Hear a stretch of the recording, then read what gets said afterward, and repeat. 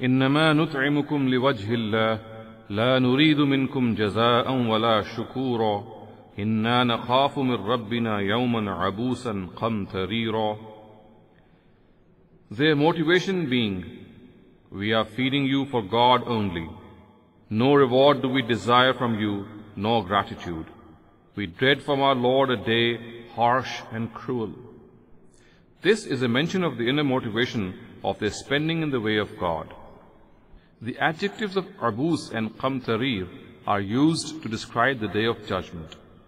The former means something harsh and severe, and the latter has actually come to emphasize the intensity of the first.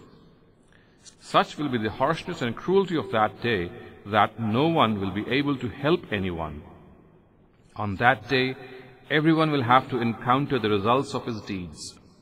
The mercy of God will be earned by only those who, to earn His pleasure, had sympathized with the poor and the indigent and ignored their own needs to fulfill theirs.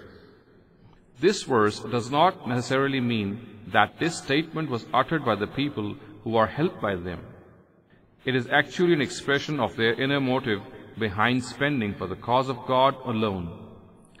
They have nothing to drive them in this undertaking except the fear of the hereafter. فَوَقَاهُمُ اللَّهُ شَرَّ ذَلِكَ الْيَوْمِ وَلَقَّاهُمْ نَضْرَةً وَسُرُورًا. So God saved them from the affliction of that day and bestowed them with freshness and joy. This is a mention of their reward. Since they remained fearful of a harsh and cruel day and spent in charity to protect themselves from the horrors of that day, the Almighty will protect them from the afflictions of that day, and when all faces will be grim and desolate on that day, theirs will glow with freshness and joy. وَجَزَاهُمْ بِمَا صَبَرُوا جَنَّةً وَحَرِيرًا. And as reward for being patient, gave them paradise and robes of silk. The words bima sabaru, or for being patient, refer to the patience mentioned in the earlier verse, وَيُطْعِمُونَ الطَّعَامَ عَلَى حُبِّهِ. Only a person who is patient will give his food to others in spite of being inflicted with hunger himself. They will be blessed with paradise so that they can eat its fruit and benefit from its eternal bliss, and will be blessed with silk so that they wear its robes. These favors include a place to live, food to eat, and clothes to wear. مُتَّكِئِينَ فِيهَا عَلَى الْأَرَائِكِ لَا يَرَوْنَ فِيهَا شَمْسًا وَلَا زَمْهَرِيرًا. They will be reclining in it on thrones, and will feel neither the heat of the sun nor the cold of the winters. The implication of this verse is that these people will remain secure from the hardships of heat and cold and recline on thrones. Their sun will provide light and energy to them, but will not produce the heat which bothers a person. In this way, the weather in paradise will always remain salubrious, healthy, and enjoyable. They will never encounter the monotony of autumn and the cold winds of winter.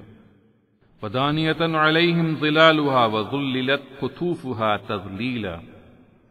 The shades of the orchards of paradise will bow down over them, and the clusters of their fruits will be within their easy reach. The implication of this verse is that the dwellers of paradise will not need to make any effort to obtain its luxuries. Everything will be readily and easily accessible to them. وَيُطَافُ عَلَيْهِمْ بِآنِيَةٍ مِّن فِضَّةٍ وَأَكْوَابٍ كَانَتْ قَوَارِيرًا قَوَارِيرَ مِن فِضَّةٍ قَدَّرُوهَا تَقْدِيرًا. And dishes of silver and goblets of crystal will be passed around them. The crystal will be of silver, which they will have very aptly arranged. These utensils will appear to be made of crystal, yet its substance will be that of silver. The expression قَدَّرُوهَا تَقْدِيرًا refers to the fact that cups and utensils will be made in various shapes and sizes, and the attendants of paradise will have decorated various shelves with them. The purpose of all this arrangement will be that they are able to provide any set in accordance with time, circumstances, and need. The word taqdira encompasses all these meanings, and it is difficult to find a single word to translate all these meanings. وَيُسْقَوْنَ فِيهَا كَأْسًا كَانَ مِزَاجُهَا زَنْجَبِيلًا عَيْنًا فِيهَا تُسَمَّى سَلْسَبِيلًا. And they will be given to drink another wine flavored with the spring of Zanjabil. This is a spring therein called Salsabil. Earlier verses mention the fountain of Kafur. These verses mention another fountain called Salsabil.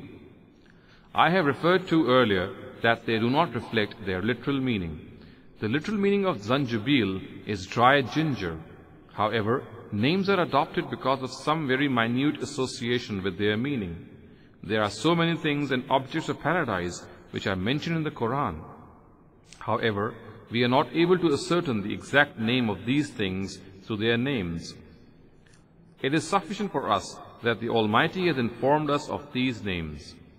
God willing, we will be able to know the exact nature as well. Another name of this fountain is Salsabil. In the opinion of Zujaj, it means freely flowing. It has obviously been named thus because of the flowing nature of the fountain, which is just one of its varied features. وَيَطُوفُ عَلَيْهِمْ وِلْدَانٌ مُخَلَّدُونَ إِذَا رَأَيْتَهُمْ حَسِبْتَهُمْ لُؤْلُؤًا مَنْثُورًا. And they will be attended by boys who will never grow old. When you see them, you will think that they are pearls scattered about. Mentioned in this verse are the characteristics of the boys who would attend to the dwellers of paradise and present goblets and cups to them. There are two reasons that these boys will be graced with eternal youth. Firstly, since these attendants will be young and youthful, they will be very vigilant, efficient, and enthusiastic in their service.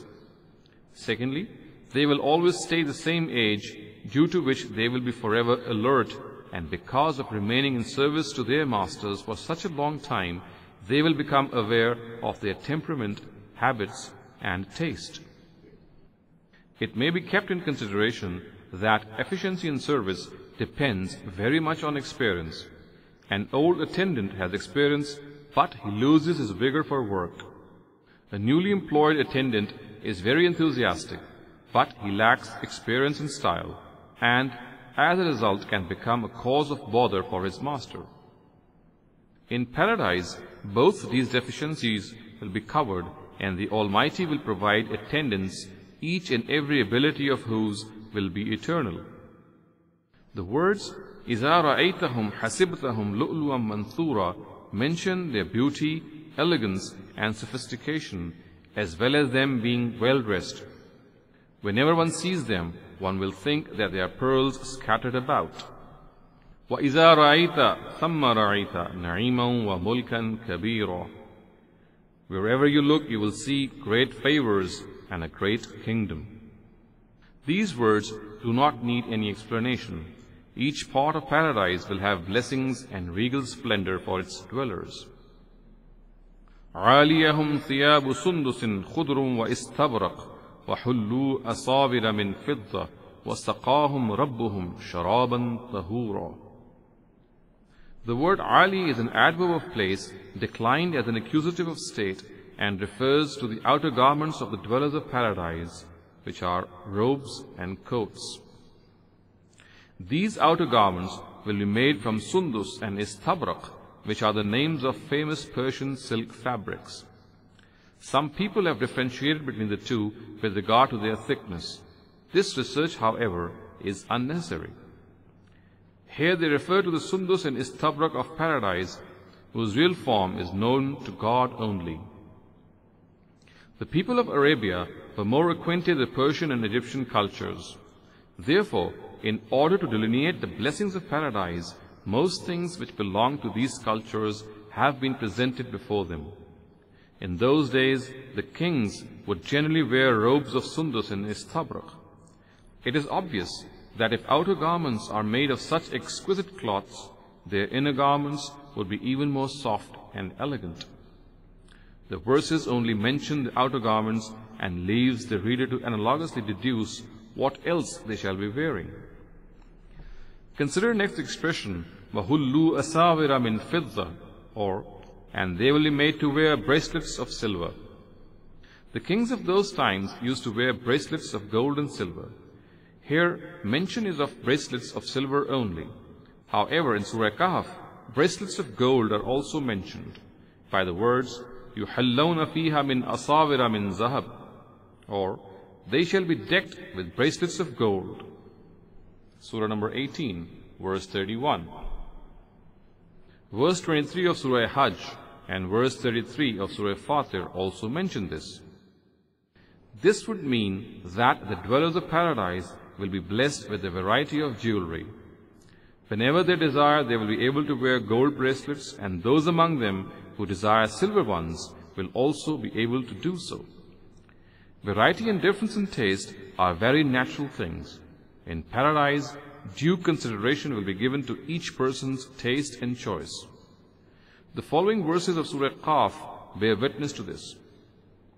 لَهُمْ مَا يَشَاءُونَ فِيهَا وَلَدَيْنَا مَزِيدٌ. There they shall have all they desire, and we shall have yet more to give. Surah number 50, verse 35. This is the interpretation offered by the exegetes. However, my mind also goes towards another aspect. Dwellers of paradise will enjoy a different status, as is evident from Surah Waqi'ah. One category will be that of the Sabiqun, or the foremost, and the Muqarrabun, or the near ones, and another category will be that of the Ashabul Yameen, or the companions of the right hand. It is but natural that there exists a difference in the sections of paradise they dwell in and the favors they be blessed with. The Qur'an has also alluded to this difference. So, on the basis of this difference, it is possible that the Qur'an has mentioned silver bracelets at one place and gold ones at another. There is a point worthy of mention in the verse وَسَقَاهُمْ رَبُّهُمْ شَرَابًا طَهُورًا. In verse 5 above, the words are إِنَّ الْأَبْرَارَ يَشْرَبُونَ مِنْ كَأْسٍ كَانَ مِزَاجُهَا كَافُورًا, or the loyal they indeed will drink cups of wine flavored with camphor. Later, in verse 17, it is said, وَيُسْقَوْنَ فِيهَا كَأْسًا كَانَ مِزَاجُهَا زَنْجَبِيلًا, or they will be given to drink another wine flavored with a spring of zanjabil. And here it is said, وَسَقَاهُمْ رَبُّهُمْ شَرَابًا طَهُورًا, or, and their Lord will give them pure wine to drink. Connoisseurs of the language can easily appreciate the subtle difference between the three styles of يَشْرَبُونَ مِنْ كَأْسٍ, يُسْقَوْنَ فِيهَا كَأْسًا, and سَقَاهُمْ رَبُّهُمْ. The question is, why this difference in style? In my opinion, it signifies that the loyal will gradually come closer to God and at last reach the point when their Lord Himself will make them drink pure wine. We cannot imagine in this world what this pure wine will be like. For this reason, the Qur'an has not compared it to something we know of the way it has in the case of the fountains of Kafur and Salsabil. Only the Almighty knows what it will be like.